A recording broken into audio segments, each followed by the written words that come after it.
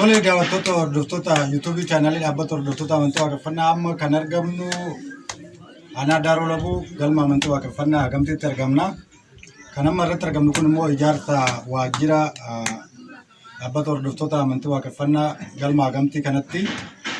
Galmi Hagamtii akkuma beekamu galmoota dhaabbata hordoftoota amantii waaqeffannaa keessaa tokkoo fi galmoota buleessa yeroo duraa dhaabbatedha. Yeroo ammaa kana sochiin ijaarsa adda addaa irratti gaggeeffamaa jira. Ijaarsi kunis inni tokko bakka waaqeffattoonni ayyaana yaadannoo warra abbaa Oromoo akka biyyaatti itti kabajan galma guddaatu ijaaramaa jira. Inni kun immoo waajjira konyaa kan galma Hagamtii fi akkasumas kan dhaabbataati kan asitti ijaaramee jiru. Namoonni amma biratti argamu kun ijaaraa jiru. Namoota kana eenyummaa isaaniitiin bartanii maaliin akka ijaarsi kun gaggeeffamaa jiru ibsa isin godhu.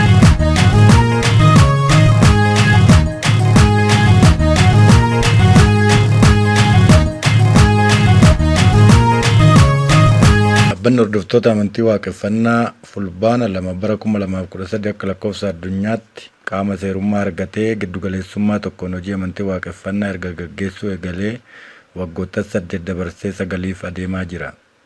Dhaabbanni kun rakkoolee waaqeffattoonni qaban adda baasuu fi waaqeffannaa deebisanii ijaaruuf waan barbaachisu irratti xiyyeeffatee duraa duuban sagantaa fi karoora hojii isaa keessatti qindeeffatee babal'inaa fi guddina amantii waaqeffannaa Sadaasa 23/2013 akka lakkoofsa addunyaatti gaggeessitoota jaarmichaa fi barsiisota amantichaas mudatee hojii galmoota amantii waaqeffannaa hundeessuu fi babal'isuu barnoota duudhaa amantii waaqeffannaa warra abbaa Oromoo barsiisuu fi hubachiisuu cimsee tufee jira. Jaarmiyaan waaqeffannaa kun hojii galmoota amantii waaqeffannaa babal'isuu fi barnoota amantii waaqeffannaa dhaloota gara abbaa isaatti fuula deebi'e kana waan abbaa isaa barsiisuunis guddoo milkaa'ee jira.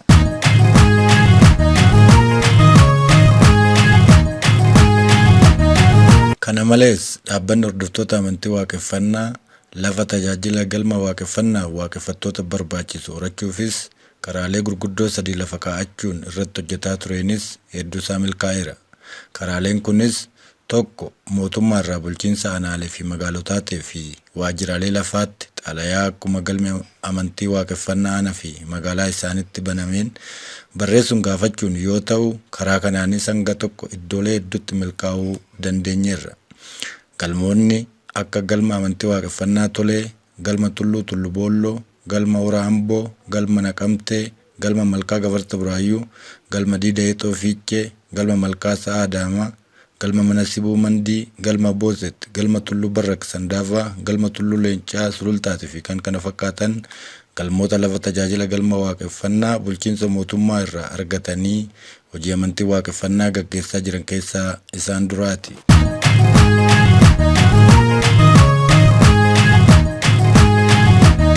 Karaan lammataa galmoonni amantii waaqeffannaa galma waaqeffannaa itti horatan ammoo mana galmaaf nu fayyaduu danda'u namoota dhuunfarraa bitachuudhaan yoo ta'u, karaa kanaanis galmoonni akka galma Malkaa Birrattee Mogor, galma Machaaraa Harargee, galma Malkaa Shaayyaa Baalee Rooba fi kan kana fakkaatan warra duraati. Inni sadaffaan ammoo kennaa Oromoonni yookaan waaqeffattoonni aadaa fi duudhaa isaanii guddisuu fi rakkoolee waaqeffattoonni qaban hubachuun furmaata gama isaaniin ta'uuf qabiyyee isaanirraa galmichaaf kennaniinidha. Kanneen gama kanaan galma amantii waaqeffannaa dhuunfaa horatan keessaa galma amantii waaqeffannaa Hagamtii tokko yoo ta'u, galmi akka Tulluu Dorrobaa Sulultaa, galma akka galma Odaa Jaarraa Waataa Walloofaas kanneen keessatti argamu.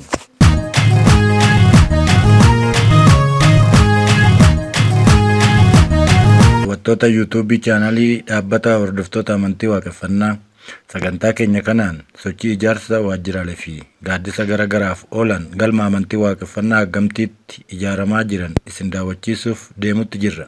Galmi amantii waaqeffannaa Hagamtii wiirtuu barnoota amantii waaqeffannaa barsiisonni amantichaa itti leenji'aa fi barataa turan keessaa kan duraa yoo ta'u, giddugala hordoftoota amantii waaqeffannaa bahaa wiirtuu amantii waaqeffannaa Harargee Lixaa konyaa Daaroo Billiqaa Araddaa Hagamtiitti argama. Hojiilee ijaarsa garagaraatu irratti ijaaramee tajaajila amantii waaqeffannaa kennaa jira. Dabalataanis ammoo babal'ataa fi misoomaa jiras. Qabiyyeen lafa galmichaa kanaas abbaa amantii waaqeffannaa gaggeessaa kutaa danda'uu dhaabbatichaa obbo Dagalee Abdiisaa Galmoo fi maatii isaa irraa kennan kan dhaabbatichaa kennamedha. Obbo Dagalee fi maatiin isaa deebi'ee ijaaramu amantii waaqeffannaa keessatti qabiyyee fi qabeenyaa keenya otoo hin jedhin waaqeffannaadhaaf oolchaa waggoottan 24 darban kana warra adda dureen qooda isaanii baataa turanidha. Jaarmiyaan amantii waaqeffannaa boca amma qabatee deemaa jiru kana qabatee akka deemuu fi sadarkaa kanarra akka ga'u karaa hundaan qoodni Dagalee Abdiisaa qooda leencaati.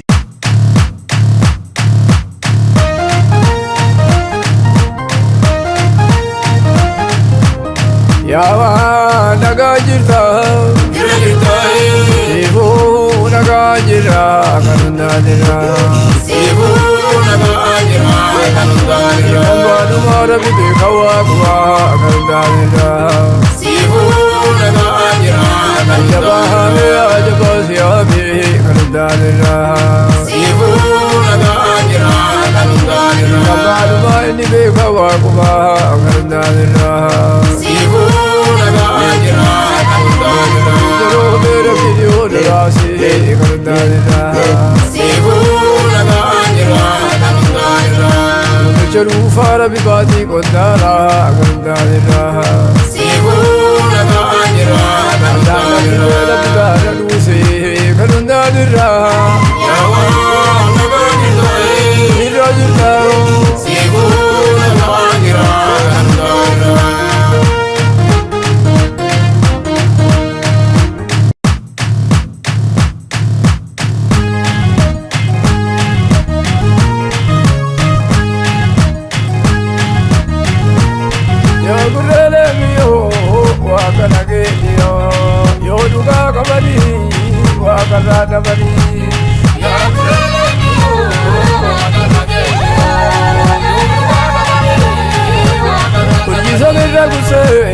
Namadugati yuse yoduga kamani wakarra nabani ho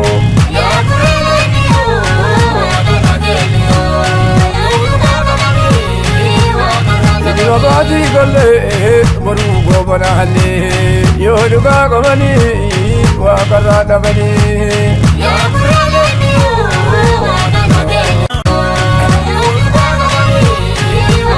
Tafse bitim gole, paise bitim gole, yoduga kamani, waksura nabani.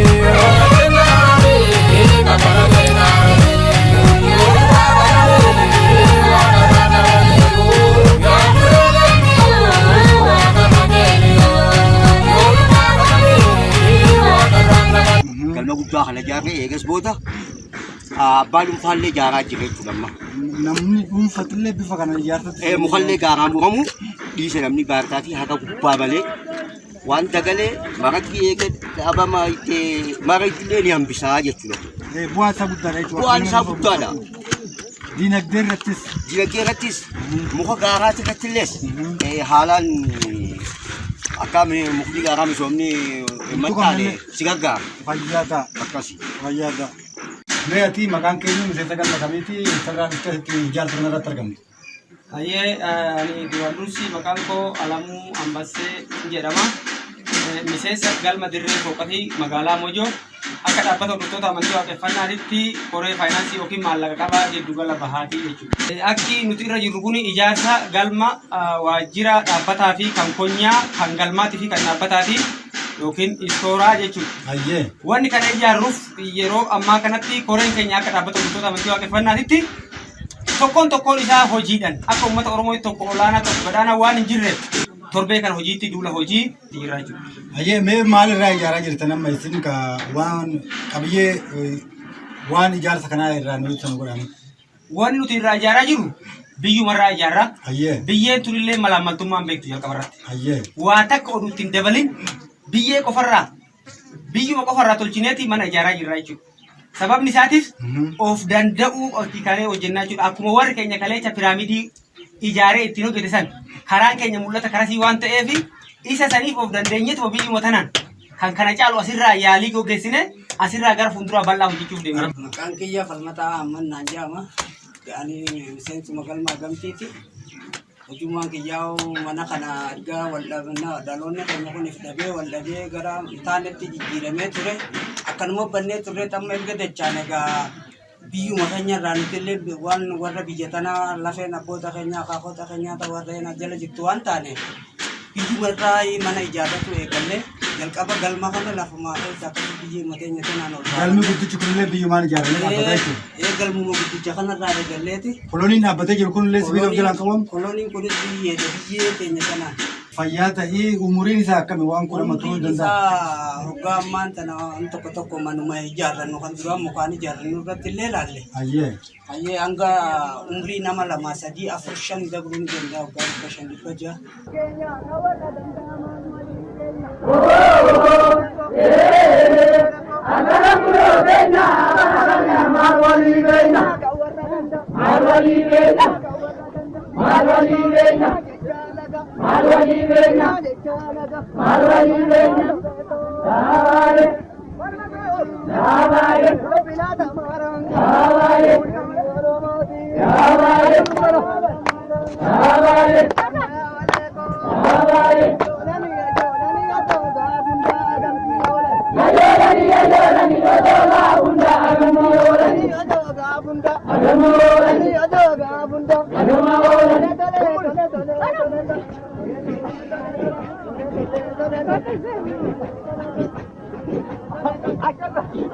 Sochiin ijaarsa galma waaqeffannaa galmoota amantii waaqeffannaa lafa dhuunfaa isaanii argatanii yeroo ammaa kana daraan gaggeeffamaa kan jirudha.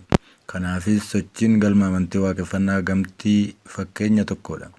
Meeshaan ijaarsa galmoota kunis biyyee fi dhagaa qofaan lafaa ba'ee fi dhaaban isaas biyyee qofaan kan dhaabbatedha. Jabinni isaas manneen mukaan ijaaraman irra darbee kan simintoo fi bolokkeettan bifa ammayyaan ijaaramu ol akka ta'ee fi umuriin illee biyyuma lafaan wal qabatee waan ijaaramuuf baay'ee kan turu ta'uu isaa dhaloonni kun maanguddoota argaa dhageettii irraa kan baratanidha. Faayidaan ijaarsa bifa kanaan gaggeeffamaa jiru gama hundaan guddaa yoo ta'u baasifis kan nama saaxile cirama bosonaa irraas kan nama baraaruu fi kan kana fakkaatan akka ta'e ogeeyyiin ijaarsaa garaagaraa kunniin ni himu. Muuxannoo fi ogummaa ijaarsaa walirraa barachuu tumsa barbaachisu gama diinagdee beekumsaa fi humnaa hundaan walii gochuun galmoota amantii waaqeffannaa ijaaraa kan jiran dhaloonni kun yeroo ammaa bu'aa abdachiisaa fidaa jiru. Gama jireenya waliitiinis wal ijaaruutti kan jiran dhaloonni kun hojiilee boonsaa hedduu hojjetaa jiru. Barnoota amantichaa duudhaa abboota isaanii barataniin waa hunda hiikkachuun ofitti fudhatanii hojjetatan malee kan homaattuu hin baane akka ta'e kan hubatan warri galmaa sadarkaa gaggeessummaa fi itti gaafatamummaan otoo wal biraa duuba hin jedhin hunduu wal ta'uunii fi wal jala yaa'uun hojii of danda'anii bakka jiranii ofitti deebi'uun hojjetuu jedhuun hojii jaarmiyaa fi walootti jiru.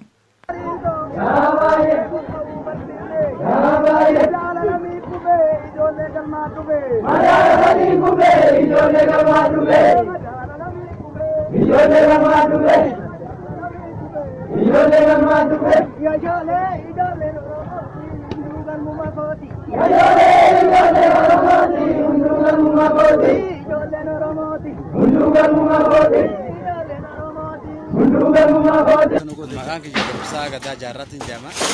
Kan durii dhaloonni naa baasan Jiyyaasa Jaarratiin jedhama. Jiyyaasa Jaarratiin jedhama. Ayyee miseensa galma kamii ta'e? Miseensa galma gaazexeeti. Amma ijaarsa adda addaatti jirtanii ijaarsa kana ogeeyyiin illee ijaaraa jira moo ogeeyyiin galma keessa? Ogeeyyiin galmuma keessa jira galmumaatti qaba. Ogeeyyii warra qorqorroo warra bolokkeetti kanaa hojjetu. Illee galmoo qaba. Galmumaatti qaba jechuudha. Ayyee ati ogummaan ta'e maal itti jettan? Ana ogummaan xiyya qorqorroo dhaada'uudha. Ayyee. Dandeettii gama bulkeetta nama hojjedhaa jechuudha. Dandeettii maraa danda'a. Ayyee mee bara kana maal fa'aa ijaaraa turtan amma sochii wal lamaan sadan kana kaa hojii ijaarsa irra turtanii mee amma maal ijaaraa turtanii wantoota adda addaa ijaarfamaa jiru? Amma wanni ijaaraa jirru tokkoffaa irratti galma ijaaraa turre. Ayyee. Bakka keessummoonni keenya kan jarnu ta'an ijaaraa turre.